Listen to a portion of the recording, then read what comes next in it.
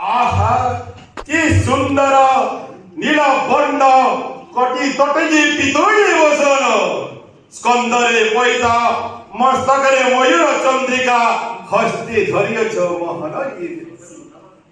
প্রভু হাত যোড়ি করে অনুরোধ ত্রাহি কর মতে দ্বাপর যুগরু এ রাক্ষস জন্মরু জানে প্রভু কষ্টরু তারণ করু বলি নাম তোর শ্রীকৃষ্ণ কর্মর অংশ বলি প্রভু নাম মোর কংস নবদা ভক্তি কলে